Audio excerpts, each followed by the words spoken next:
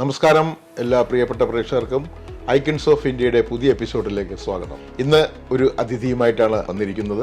അദ്ദേഹത്തെക്കുറിച്ച് അദ്ദേഹത്തിന് ഇൻട്രഡക്ഷൻ കൊടുക്കണമെങ്കിൽ എനിക്കൊരു കൺഫ്യൂഷനാണ്. കാരണം 10-28 വർഷങ്ങൾക്ക് മുമ്പ് അദ്ദേഹം കേരളത്തിൽ നിന്നും സൗദി അറേബ്യയിലെ ദമാമിലെത്തി. അദ്ദേഹത്തിന്റെ പേര് 3-4 പേരിലാണ് അറിയപ്പെടുന്നതെന്നാണ് അദ്ദേഹത്തെ പരിചയപ്പെട്ടപ്പോൾ അദ്ദേഹം പറഞ്ഞത്. അദ്ദേഹത്തിന് ഞാൻ നോബൽ അച്ചായൻ എന്ന് വിളിക്കണോ അതോ ജോൺ അച്ചായൻ എന്ന് വിളിക്കണോ അല്ലെങ്കിൽ കോശി അച്ചായൻ എന്ന് വിളിക്കണോ എന്നുള്ള കൺഫ്യൂഷനിലാണ്.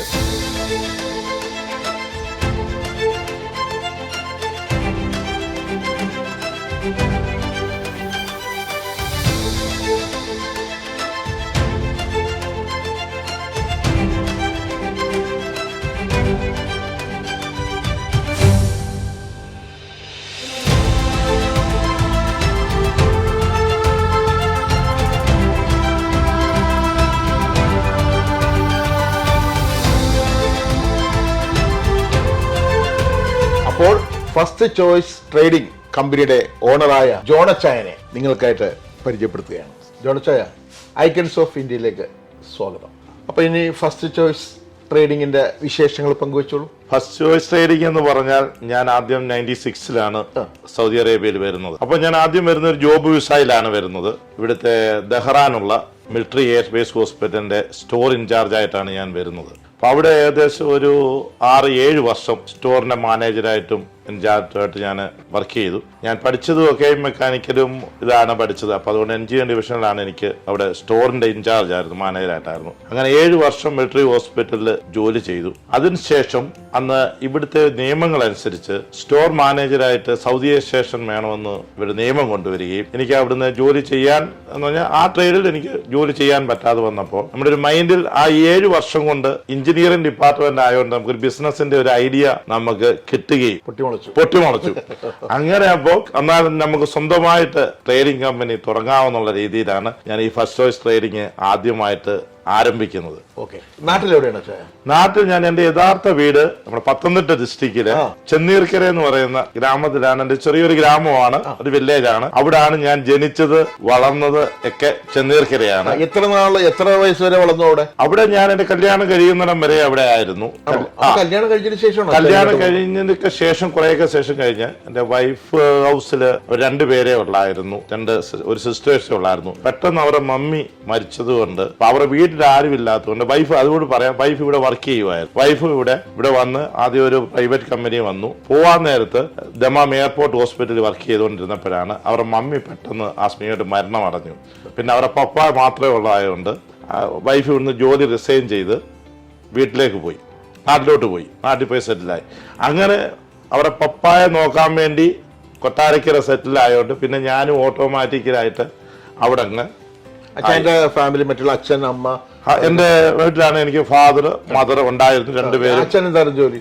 അച്ഛന് തമിഴ്നാട് ഗവൺമെന്റ് ഇതിലെ ഫിഷറീസ് ഡിപ്പാർട്ട്മെന്റിലെ സബ് ഇൻസ്പെക്ടർ ആയിട്ടായിരുന്നു. അത് എനിക്കറിയാം. ഒരു പോലീസ് ടച്ച് കാണുന്നുണ്ട്. അച്ഛനെ കണ്ടപ്പോ തന്നെ നല്ല ഫിഷറീസ് ഡിപ്പാർട്ട്മെന്റിന്റെ. അച്ഛന്റെ ഹൈറ്റ് എത്രയാണ്? എന്റെ ഹൈറ്റ് 6'5" ഉണ്ട്. അച്ഛന്റെ പൊക്കമാണോ കിട്ടിയാണ് അച്ഛന് കിട്ടിയത്? എനിക്കാണ് വീട്ടിൽ വന്നു, എന്റെ അത്ര ഹൈറ്റ് ഉണ്ട്. ഞങ്ങളുടെ കുടുംബത്തിൽ ഉള്ളതിൽ പൊക്കം എനിക്കാണ്. പക്ഷെ എന്റെ മോന് ഒരു 1.5 അടിയൂടെ എന്നെക്കാട്ടിൽ ഹൈറ്റ് കൂടുതൽ കിട്ടിയിട്ടുണ്ട്. അപ്പൊ അച്ഛനവിടെ നമ്മുടെ കേരളത്തില് ഒരു പോലീസില് വകുപ്പിലൊക്കെ കയറാൻ പാടില്ലായിരുന്നു അന്നത്തെ ആഗ്രഹം? നല്ല ഹൈറ്റ് ഒക്കെ ഇല്ലേ? പിന്നെ എന്തുകൊണ്ടാണ് ആ ആഗ്രഹമൊക്കെ? അന്നത്തെ കാലയളവിൽ നമ്മൾ കുറച്ച് ഇതൊക്കെ പഠിച്ചു കഴിഞ്ഞാൽ എങ്ങനെയെങ്കിലും ഗൾഫിലോട്ട് വരിക എന്നുള്ളതാണ് ഒരു ആഗ്രഹമാണ്. നാട്ടിൽ നിൽക്കുമ്പോൾ അന്നതാ. അങ്ങനെ ഞാൻ ബോംബെക്ക് പോയി ഒരു 4-5 വർഷം ഞാൻ ബോംബെ ജോലി ചെയ്തിട്ടാണ്. ഇപ്പൊ ബോംബെ ചെന്ന ഉദ്ദേശം എന്ന് പറഞ്ഞാൽ എങ്ങനെയെങ്കിലും ഗൾഫിലോട്ട് വരണം.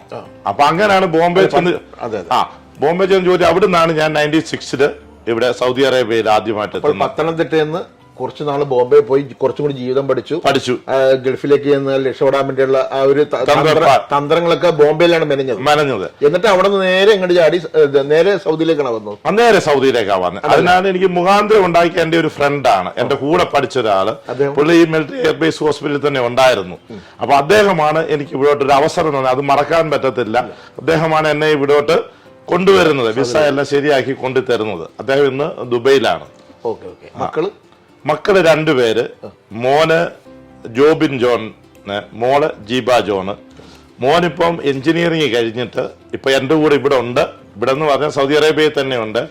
അവന് അൽഖുനാനി ഇന്റർനാഷണൽ കമ്പനിയിൽ ലോജിസ്റ്റിക് ആൻഡ് പ്രൊക്യൂർമെന്റ് മാനേജറായിട്ട് ഇപ്പോൾ ജോലി ചെയ്യുന്നു. മോള് ബാംഗ്ലൂരിൽ കാർഡിയാക് ടെക്നോളജി ഇപ്പൊ 3ാമത്തെ വർഷം എക്സാം കഴിഞ്ഞു. ഞങ്ങളുടെ കോശി എന്നുള്ള അച്ഛന്റെ പേരിൽ തന്നെ ഒരു വാശിയുണ്ട്. എന്റെ ആരെയും ഞാൻ നാട്ടിൽ ജോലി എടുപ്പിക്കില്ല. കോശി എന്ന് പറയുമ്പോഴാണ് എന്റെ ഫാദറിനെ ഞാൻ ഓർക്കുന്നത്. ഇതിനെല്ലാം എന്റെ ഇൻസ്പിറേഷൻ എന്ന് പറഞ്ഞാൽ എന്റെ ഫാദറാണ്. വളരെ ഞാനാണ് ഏറ്റവും ഇളയത്. പറഞ്ഞാൽ ഫാദറിനെ നമുക്ക് ഒരിക്കലും മറക്കാൻ പറ്റത്തില്ല. അപ്പൊ ഫാദറിന് ഞാനുമായിട്ട് ഭയങ്കര ഒരു അറ്റാച്ച്മെന്റ് ആയത്, ഏറ്റവും ഇളയ മോനായതുകൊണ്ട് എന്ന് പറഞ്ഞാൽ ഫാദറിനെ ഞാൻ ഇപ്പൊ പറയാൻ കാരണം എന്ന് പറഞ്ഞാൽ ഞാൻ ഫാദറിനെ അതേ രീതിയിൽ ഞാൻ മരണം വരെയും നോക്കി. ആ ഒരു അനുഗ്രഹമാണ്, ആ ഒരു അനുഗ്രഹമാണ് എനിക്ക്. അല്ല, ഇന്നത്തെ തലമുറയ്ക്ക് ഞാൻ പറഞ്ഞു കൊടുക്കുന്ന ഒരു മെസ്സേജ് ആയിട്ടുകൂടി ഇത് കണക്കാക്കുക. അതുപോലെ എൻ്റെ ഫാദറിൻ്റെയും അതുപോലെ ഞാൻ പറഞ്ഞു എൻ്റെ വൈഫിനെ, ഇവിടെ ജോലി ചെയ്തുകൊണ്ടിരുന്ന വൈഫിനെ ഞാൻ നാട്ടിലോട്ട് പറഞ്ഞു വിടാൻ കാരണം ഫാദറിലോ തന്നെ ഉള്ളൂ. അപ്പോൾ ഒരു 12 വർഷത്തോളം എൻ്റെ വൈഫ് നിന്ന് എൻ്റെ ഫാദറിൻ്റെ നോക്കി. അപ്പോൾ ആ ഒരു 2 അനുഗ്രഹം നമ്മൾ ഒരിക്കലും നമ്മൾ എത്ര ഉന്നതിയിലെത്തിയാലും നമ്മുടെ മാതാപിതാക്കളെ നമ്മൾ അച്ചായന്റെ ഈ സംസാരത്തിൽ നിന്ന് അറിയാം ദൈവകൃപയുള്ള ഒരു അച്ചായനാണ്. തീർച്ചയായും അത് സെക്കൻഡ് തിങ്. ഇതിനെല്ലാം കാരണം ദൈവകൃപയാണ്. പിന്നെ അച്ഛനെ കുറിച്ച് പറഞ്ഞു. അച്ഛന്റെ പേര്? അച്ഛന്റെ പേര് കോശി. അച്ഛന്റെ പേരിലാണ് കോശി എന്നുണ്ട്. എണ്ണം കോശി, അതായത് നിരവത്തേത്ത് മത്തായി കോശി എന്നാണ്. അമ്മയുടെ പേര് അച്ചാമ്മ കോശി. ഭാര്യയുടെ പേര് ബിന്ദു കേസ ജോൺ. മക്കളുടെ പേര് ജോബിൻ ജോൺ നിരവത്ത്, അതാണ് മൂത്ത മോന്. പിന്നെ മോളാണ് ഇളയത്, മോള് ജീവ കെ ജോൺ. ഇതാണ്. പിന്നെ ഞാൻ പറഞ്ഞ എനിക്ക് 5 സഹോദരങ്ങളായിരുന്നു. അതിലെ 2 സഹോദരങ്ങൾ ഇപ്പൊ മരിച്ചുപോയി. ഇനി ഒരു പെങ്ങളും ഒരു ചേട്ടനും അവര് നാട്ടിൽ തന്നെ എന്റെ വീടിന്റെ അടുത്ത് തന്നെ സെറ്റിൽഡ് ആണ്. നമ്മൾ ഇവിടം വരെ എത്തിയതിൽ ഏറ്റവും ആദ്യം ഒരു കടപ്പാട് പറയുന്നുണ്ടെങ്കിൽ ആർക്കായിരിക്കും ആ കടപ്പാട് കൊടുക്കുന്നത്? കടപ്പാട് ഞാൻ ഫസ്റ്റ് പറഞ്ഞു, എന്നെ ഇവിടെ കൊണ്ടുവന്ന ആളിനാണ്. പിന്നെ എന്നെ ഇവിടെ കൊണ്ടുവരാൻ മുഖാന്തരമാക്കിയ ആള്. പിന്നെ ഞാൻ ഇവിടെ ബിസിനസ് തുടങ്ങുന്നതെന്ന് പറഞ്ഞാൽ ഒരു സൗദി, അന്ന് ഇവിടുത്തെ നിയമം അനുസരിച്ച് നമുക്ക് സ്വന്തമായിട്ട് ബിസിനസ് തുടങ്ങാൻ പറ്റത്തില്ല. ഞാനൊരു സൗദി പൗരന്റെ പേരിലാണ് നമ്മൾ ഈ ബിസിനസ് എല്ലാം തുടങ്ങുന്നത്. അത് അന്ന് മുതൽ ഇന്ന് വരെ ഒരാൾ തന്നെയാണ്. അത് എൻ്റെ പ്രായമാണ്, എൻ്റെ സെയിം ഏജ് ആണ്. ഞങ്ങൾ തമ്മിൽ ഫ്രണ്ട് പോലാണ്. അദ്ദേഹത്തോട് വളരെ കടപ്പാടുണ്ട്. കാരണം എനിക്ക് എല്ലാ സഹായങ്ങളും ചെയ്തു തന്നു. ഇന്നും അദ്ദേഹം എൻ്റെ ഒരു പാർട്ണറായിട്ടാണ്. ഇന്ന് ഞങ്ങളത് കമ്പനി ഡെവലപ്പ് ചെയ്ത് ഇപ്പൊ കമ്പനിയാക്കി, ഇവിടുത്തെ സെൽഫ് ഇൻവെസ്റ്റ് ചെയ്ത് ഞങ്ങൾ കമ്പനിയാക്കിയപ്പോഴും നമ്മുടെ ആ സൗദി നമ്മുടെ കൂടെ തന്നെ ഉണ്ട്. എൻ്റെ ഒരു പാർട്ണറായിട്ട് ആ സൗദിയും കൂടെ ഉണ്ട്. അതുകൂടാതെ 2 സ്ലീപ്പിംഗ് പാർട്ട്നേഴ്സും ഉണ്ട്. ഒരാൾ സിബി കുറ്റിയിൽ, സാബു കുറ്റിയിൽ. 2 പേര് എനിക്ക് സ്ലീപ്പിംഗ് പാർട്ണറായിട്ടും ഈ ബിസിനസ്സിലുണ്ട്. പത്തനംതിട്ടയിലേക്ക് എപ്പോഴാണ് പോകുന്നത്? പത്തനംതിട്ട ജില്ലയിലേക്ക് ഞാൻ പോകുമ്പോൾ എപ്പോഴും ഞാൻ ഏറ്റവും കൂടുതൽ നമ്മുടെ അട്രാക്ഷൻ എന്ന് പറഞ്ഞാൽ നമ്മൾ ജനിച്ചു വളർന്ന ആ ഒരു നൊസ്റ്റാൾജിയ നമുക്ക് മറക്കാൻ പറ്റത്തില്ല. ഞാൻ കൂടുതൽ എന്നാൽ കൊട്ടാരക്കര എനിക്കിപ്പം ബന്ധങ്ങളൊക്കെ ഉണ്ട്. എങ്കിലും നമ്മുടെ മനസ്സെപ്പോഴും പത്തനംതിട്ടയായിരിക്കും. അച്ഛന്റെ വൈഫിന്റെ വീട് കൊട്ടാരക്കര കൊല്ലത്തിന് പോകുന്ന വഴിക്ക് കിള്ളൂർ എന്ന് പറയും, തൊട്ടടുത്ത് തന്നെ. എങ്ങനെയായിരുന്നു കണ്ടുമുട്ടിയത്? പ്രേമമല്ല, നമുക്ക് മനോരമയാണ് കൊണ്ടു തന്നത്. മനോരമ അഡ്വർടൈസ്മെന്റ് കൊടുത്തു. അവിടുന്ന് മനോരമ കൊണ്ടുവന്നു. മനോരമ എന്ന് പറഞ്ഞ മനോരമയിൽ ഒന്ന് അഡ്വർടൈസ്മെന്റ് കൊടുത്തോണ്ട് കണ്ടു. ഞാൻ പോയി കണ്ടു. ഞാൻ ഒരു കാര്യമേ നോക്കിയുള്ളൂ, നമ്മുടെ ഹൈറ്റ് അനുസരിച്ച്. അതായിരുന്നു നമുക്ക് ഹൈറ്റ് അനുസരിച്ച് നമുക്കൊരാളെ വേണമെന്ന് പറഞ്ഞു. ഞാനത് പിന്നെ ബാക്കിയുള്ള കാര്യങ്ങളൊന്നും ദൈവം വെച്ച്, അതുകൊണ്ട് നന്മയേ ഉള്ളൂ, നന്മയല്ലാതെ ഒന്നുമില്ല. 2 രീതിയിലാണ് തന്നത്. അതായത് ജീവിതത്തിലും ഹൈറ്റ് തന്നു, ശരീരത്തിനും ഹൈറ്റ്. 2 രീതിയിൽ അനുഗ്രഹിച്ചു. അപ്പൊ ഭാര്യ അതനുസരിച്ച്, ചേച്ചിക്കും അതനുസരിച്ചുള്ള പൊക്കമുള്ള ആളെ തന്നെ. അപ്പൊ ഇവിടെ നമ്മുടെ ഇപ്പൊ എത്ര ഇതുണ്ട് നമുക്ക് ഇവിടെ? ഇപ്പൊ നമുക്കിപ്പോ 4 സ്ഥാപനമുണ്ട്. അതായത് ഫസ്റ്റ് ചോയ്സ് ട്രേഡിംഗ് കമ്പനി എന്ന് പറയുന്നതാണ് നമ്മുടെ മെയിൻ. പിന്നെ നമുക്ക് 3 star trading company, eastern project trading company. പിന്നെ നമ്മളൊരു കോൺട്രാക്ടിംഗ് ഡിവിഷൻ കൂടെ തുടങ്ങിയിട്ടുണ്ട്, ചോയ്സ് ഇന്റർനാഷണൽ കോൺട്രാക്ടിംഗ് കമ്പനി എന്ന് പറഞ്ഞാൽ. അതും ഇപ്പൊ ഡെവലപ്പ് ആക്കിക്കൊണ്ട് വരികയാണ്. അപ്പൊ എത്ര തൊഴിലാളികൾക്ക് അച്ഛൻ ഇപ്പൊ ജോലി കൊടുക്കുന്നുണ്ട്? നേരത്തെ നമ്മൾ എടുത്തത് ഇപ്പൊ കുറച്ച് കുറഞ്ഞെങ്കിലും 10-15 തൊഴിലാളികൾ വരെ ഉണ്ടായിരുന്നു, പല 3-4 കടയിലായിട്ട്. ഇപ്പോഴും ഉണ്ട്. ഇപ്പോഴും എല്ലാം കൂടെ കൂട്ടുവാണെങ്കിൽ 10-12 പേരോളം നമ്മുടെ കൂടെ ഇപ്പോഴും ജോലി ചെയ്യുന്നുണ്ട്. പിന്നെ വേറെ വിശേഷം എന്ന് പറഞ്ഞു കഴിഞ്ഞാൽ ഒന്നുമില്ല. ഈ സൗദിയെ സംബന്ധിച്ച് ഇവിടുത്തെ ആൾക്കാർ പറയും, ഈ മാർക്കറ്റ് എന്ന് പറയുന്നത് അവരുടെ അല്ല സൗദി അവർ പറയുന്നത് ബർക്കത്തുള്ള മാർഗം എന്ന് പറയും. ബർക്കത്ത് ഐശ്വര്യം. ഐശ്വര്യം. അപ്പൊ ഈ സൗദിയിൽ വന്നുകൊണ്ട് നമുക്ക് ആ ഐശ്വര്യം ഉണ്ട്. നമ്മുടെ ബിസിനസ് മേഖലകളായാലും അതുപോലെ. പിന്നെ എനിക്ക് പറയാം, എൻ്റെ കൂടെ ജോലി ചെയ്ത തൊഴിലാളികൾ, ഞാൻ തൊഴിലാളികളെ കണ്ടത് അങ്ങനെ ഒരു മുതലാളി തൊഴിലാളി ബന്ധത്തിലല്ല, നമ്മുടെ ഒരു കൂടപ്പിറപ്പ് പോലെ നമ്മൾ ഒന്നിച്ച് വർക്ക് ചെയ്യുക. ഇന്നും ഞാൻ അവരുടെ കൂടെ വർക്ക് ചെയ്യുന്ന ഒരു വ്യക്തിയാണ്, അല്ലാതെ ഞാൻ മാറി നിൽക്കുന്ന ഒരു സ്വഭാവം എനിക്കില്ല. ഏതൊരു തൊഴിലാളിനും അവരുടെ കൂടെ ഒപ്പം നിന്ന് ഞാനും അവരുടെ കൂടെ ജോലി ചെയ്തെന്ന ഒരു സ്വഭാവമാണ് എനിക്ക്. അപ്പോൾ നമ്മുടെ തൊഴിലാളികളാണ് നമ്മുടെ ഏറ്റവും വലിയ വിജയം. അപ്പോൾ അവര് പിന്നെ എന്ന് പറഞ്ഞാൽ എൻ്റെ നിന്ന് വന്ന തൊഴിലാളികൾ ആരും ഇതുവരെ അവർ സ്വയമായിട്ട് അല്ല എനിക്കിത് വേണ്ട, അച്ഛനോട് ജോലി ചെയ്യാൻ പറ്റത്തില്ല എന്ന് പറഞ്ഞ് പോയത് ആരുമില്ല. അവര് തന്നെ. പക്ഷെ ഒരു കണ്ടീഷൻ, നിങ്ങൾക്ക് ആർക്കെങ്കിലും ബെറ്റർ ജോബ്, ബെറ്റർ കരിയർ കിട്ടുമെങ്കിൽ നിങ്ങൾ പോകുന്നത് എനിക്ക് സന്തോഷമേ ഉള്ളൂ. അങ്ങനെ എൻ്റെ നിന്ന് കുറച്ച് പേര് പോയി. അവരിന്ന് നല്ല പൊസിഷനിൽ ഇവിടെ സൗദി അറേബ്യ നല്ല കമ്പനികളിൽ നല്ല പൊസിഷനിൽ ജോലി ചെയ്യുന്നുണ്ട്. അതിൽ ഞാൻ ഹാപ്പിയാണ്. കാരണം എന്ന് പറഞ്ഞാൽ നമ്മളിൽ നിന്ന് അവർക്കൊരു ബെറ്റർ കരിയർ ആർക്ക് കിട്ടിയാലും അതിനെ നമ്മൾ പ്രോത്സാഹിപ്പിക്കണം. എന്തിനാണ് ഇവിടെ ഒരു നല്ലൊരു ഇവിടെ നമ്മുടെ കേരളത്തിലൊരു സ്ഥാപനം തുടങ്ങാൻ പാടില്ല, ഞങ്ങൾക്ക് കുറച്ച് പേർക്ക് ജോലി തരാൻ പാടില്ല എന്നൊക്കെ ചോദിക്കാറുണ്ട്. അപ്പൊ അത് ചോദിച്ച നല്ലൊരു ചോദ്യമാണ്. ഞാൻ അങ്ങനെ ഒരു ഇതിലേക്ക് ഇറങ്ങി തിരിച്ചായിരുന്നു ഒരു സമയത്ത്. കൊട്ടാരക്കര തന്നെ ഞാൻ ഒരു ട്രാവൽസ് ഒക്കെ തുടങ്ങി.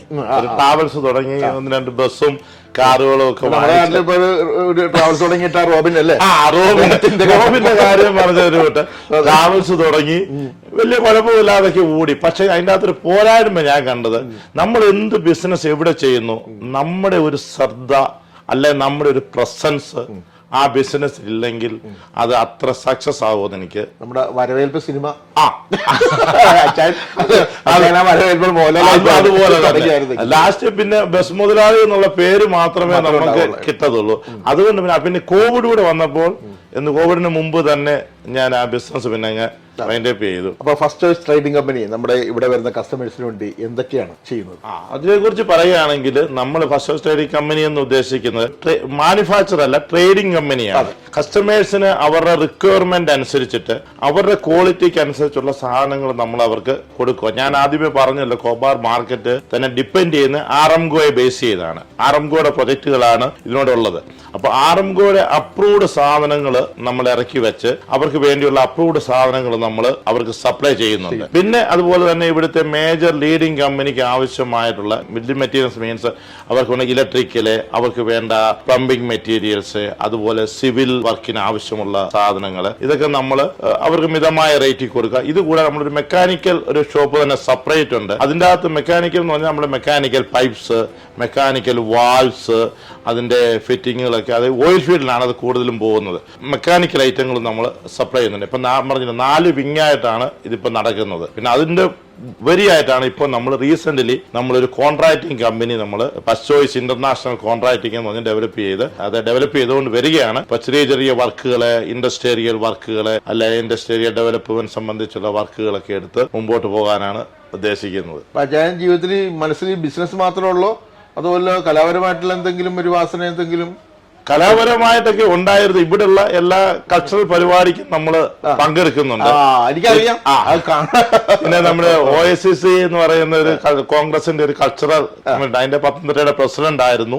ഇപ്പൊ അതിന്റെ നാഷണൽ കമ്മിറ്റിയിലേക്ക് ഞാൻ റെപ്രസെന്റേറ്റീവ് ആയിട്ട് തെരഞ്ഞെടുത്തിട്ടുണ്ട്. Very good. രണ്ടാമത് അതുപോലെ ഫുട്ബോൾ, ഇവിടുത്തെയുള്ള ഫുട്ബോൾ ക്ലബിനെയൊക്കെ നമ്മൾ പ്രോത്സാഹനം കൊടുത്തു. ഞാൻ ഫുട്ബോൾ കളിക്കത്തില്ലെങ്കിലും ഇവിടെയുള്ള കോബാറിലുള്ള 4-5 ക്ലബിന് നമ്മളെ സപ്പോർട്ട് ചെയ്യുന്നുണ്ട്. അപ്പൊ മുന്നോട്ടുള്ള ഫ്യൂച്ചർ വിഷൻ അച്ഛൻ്റെ എന്താണ്? നമുക്ക് ഈ ബിസിനസ് തന്നെ മുന്നോട്ട് കൊണ്ടുപോകണമെന്നൊരു ആഗ്രഹമുണ്ട്. കാരണം എന്ന് പറഞ്ഞാൽ എന്നെ ഡിപ്പെൻഡ് ചെയ്ത് നമ്മുടെ കുറെ ആൾക്കാർ, കുടുംബം അല്ല അത് കൊണ്ടുപോകുന്നവരല്ല, അല്ല ബിസിനസ്സിൽ തന്നെ ഡിപ്പെൻഡ് ചെയ്യുന്ന കുറെ ആൾക്കാരുണ്ട്. അപ്പൊ ഈ ബിസിനസ് തന്നെ മുമ്പോട്ട് കൊണ്ടുപോകണമെന്നാണ് എന്റെ ആഗ്രഹം. ദൈവം ആരോഗ്യവും ബലവും തരുന്നിടത്തോളം ബിസിനസ് മുമ്പോട്ട് കൊണ്ടുവരണം. അപ്പൊ എനിക്ക് എല്ലാവരോടും പറയാനുള്ള ഒരു ഇതെന്ന് പറയുന്നത്, ഉപദേശം എന്ന് പറഞ്ഞാൽ ബിസിനസ്സിലോട്ട് നമ്മൾ ഇറങ്ങിത്തിരിക്കുമ്പോൾ എന്ത് ബിസിനസ് ചെയ്താലും അതിനെക്കുറിച്ചൊരു വിഷൻ വേണം. അപ്പൊ എന്താണ് നമ്മൾ ചെയ്യാൻ ഉദ്ദേശിക്കുന്നത്, അത് എങ്ങനെ സക്സസ് ആക്കാവുന്ന നമുക്കൊരു വിഷൻ ഇല്ലാതെ ആരെങ്കിലും എന്തെങ്കിലും പറഞ്ഞൊരു ബിസിനസ്സിലോട്ട് ഇറങ്ങി തിരിക്കരുത്. അപ്പൊ തിരിക്കുന്നതിന് മുമ്പ് നമ്മൾ അതിനെക്കുറിച്ച് സ്റ്റഡി ചെയ്യണം, അതിന്റെ സാധ്യതകൾ നമ്മൾ അറിയണം. നമ്മളൊരു ബിസിനസ് എങ്ങനെ നമ്മൾ വിജയിപ്പിക്കാം. ഞങ്ങളിപ്പോ ട്രേഡിംഗ് കമ്പനി എന്ന് പറഞ്ഞാൽ നമുക്ക് പല ട്രേഡിംഗ് കമ്പനികളുമായിട്ട് അതിന്റെ ഒരു ബന്ധങ്ങൾ വെക്കുക. അപ്പൊ അവരുമായിട്ട് ഞാൻ എൻ്റെ മോനെ കൊണ്ടുവന്നിട്ട് തന്നെ ഞാൻ എൻ്റെ കമ്പനിയിൽ ജോലിക്ക് വെക്കാത്തതിന് കാരണം അവൻ വേറൊരു കമ്പനിയിലോട്ട് വിട്ടാണ്. അവൻ 2-3 വർഷം അവിടെ നിന്ന് പഠിക്കണം, എന്താണ് ബിസിനസ്, ബാക്കി കാര്യങ്ങൾ പഠിച്ചിട്ട് ചിലപ്പോൾ നാളെ അവനെ കൂടെ ഞാൻ ഇങ്ങോട്ട് കൊണ്ടുവന്ന് ഇല്ല എന്നില്ല. അപ്പൊ ഞാൻ പറയുന്നത്, നമ്മൾ എന്ത് ബിസിനസ്സിന് ഇറങ്ങിയാലും നമ്മൾ അതിനെക്കുറിച്ച് സ്റ്റഡി ചെയ്യുക, അതിനെക്കുറിച്ച് മനസ്സിലാക്കുക. പിന്നെ കോവിഡ് പോലുള്ള പാൻഡമിക് പ്രശ്നങ്ങളൊക്കെ വരുമ്പോൾ ബിസിനസ് നമ്മൾ തളരും. അപ്പോൾ നമ്മൾ എങ്ങനെ നമ്മുടെ ചെലവുകൾ, നമ്മുടെ എക്സ്പെൻസ് കുറച്ച് ആ പാനിക് സിറ്റുവേഷനെ കടന്നു പോകാമെന്നുള്ളത് നമ്മൾ ഐഡിയ നമ്മൾ നേരത്തെ ആലോചിക്കണം. അപ്പൊ ഇതാണ് ഫസ്റ്റ് ചോയ്സ് ട്രേഡിംഗ് കമ്പനിയുടെ വിജയ സീക്രട്ട് അല്ലേ? ഇത് എല്ലാവരും പ്രാവർത്തികമാക്കുക. അപ്പോൾ ഇനിയും പറഞ്ഞ പോലെ തന്നെ ദൈവത്തിന്റെ കൃപ കൊണ്ടും നമ്മുടെ തൊഴിലാളികളുടെ ഒക്കെ സ്നേഹവും എല്ലാ പ്രയത്നം കൊണ്ടും അച്ചായൻ അങ്ങോട്ട് റോക്കറ്റ് പോലെ അങ്ങോട്ട് മുന്നോട്ട്, ദൈവത്തിന്റെ കൃപ, തൊഴിലാളികളുടെ അനുഗ്രഹം, നമ്മുടെ സപ്പോർട്ട്, പിന്നെ നമുക്ക് വേണ്ടി പ്രാർത്ഥിക്കുന്ന അനേകരുണ്ട്, അവരുടെ ഒരു സപ്പോർട്ട്, ഇതെല്ലാം കൊണ്ട് നമ്മൾ ഇങ്ങനെ റോക്കറ്റ് കുതിക്കുന്ന പോലെ ആഘോഷത്തോട്ട് അങ്ങോട്ട് പോകട്ടെ ആശംസിക്കുന്നു. താങ്ക് യു അച്ചായ. നമസ്കാരം. ഓക്കെ, വന്നതിന് എല്ലാ താങ്ക്സ്.